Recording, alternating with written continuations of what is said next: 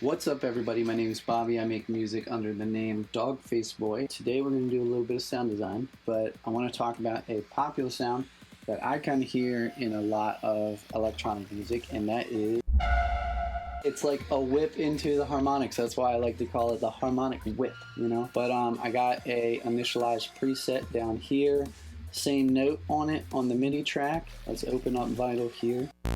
And we're going to start just with that. First thing we need to do is go over to basic shapes on the first oscillator. This patch uses two oscillators, but the first oscillator is the king of all waves, the sine wave. Second oscillator, which is harmonic series, and we can bring that up, okay? And all the harmonic series really is a sine wave, just really fast modulation, you know? Just moving really fast, you know, higher octaves. So this is what the sound wave, or this is what the sine wave sounds like. Low bass. This is what the harmonic series sounds like. It's a sine wave but higher.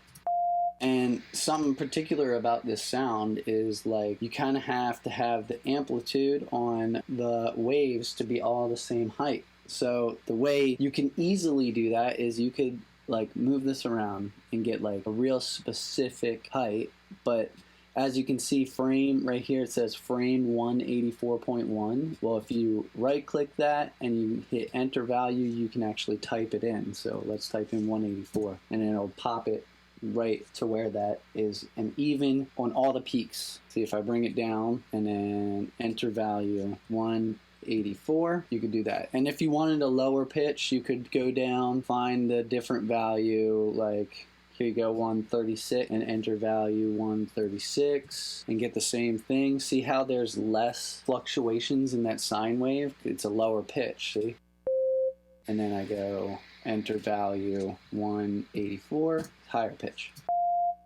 Okay, I like the higher pitch. I'm going to keep it there, and we're going to use an LFO that we have to draw in. So we're going to kind of just drag the LFO, put a little, make like a typical LFO that you would make a whip sound with, like a something like that. So typical whip LFO, and pull this onto the level, bring the level all the way down, and put this LFO1 value up to where you would see the level on like the peak as soon as you turn it on, all the way up to when you first turn the oscillator on, what the level is usually set on, like here and in here. And what we're trying to do is just get this harmonic series level to whip up to this, just like around this level right here. So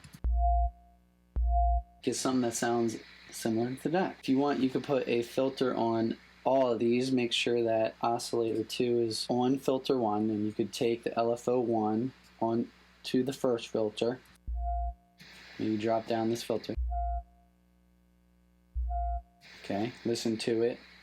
And then we're pretty much done in the voice section. We're going to pop into effects. And of course, we want the multi-band compressor, similar to OTT in Vital, and we're going to attack and release up. Now it's really starting to sound like that harmonic whip that you hear in a lot of songs. Distortion, you can mess around with this, hard clip. Turn it up a bit. There's like an oversaturated whip sound. You bring the distortion down and put LFO on the drive here of distortion and just have a little like kick. A lot of the sound comes from reverb, you know? And to get more out of the reverb, specifically with this sound, is we go into the mix, we turn it up, we turn the size up, we turn the time up, and we just mess around till we like something. And we're pretty close, you know? We could add some chorus. Maybe a filter to filter out some of that low end, because we're not interested in the low end on this. We're interested in the like the ringing of this sound.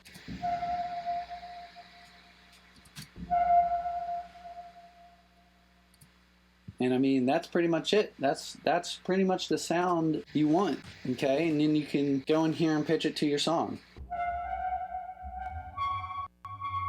Maybe you can go low, you know?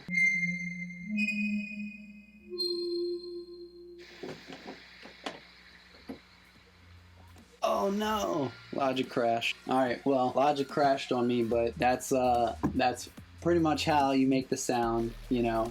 You can mess with it any way you want. It's really simple, super easy. I think a lot of producers utilize it, and you could also. So there it is, you know, drink more water, make more music.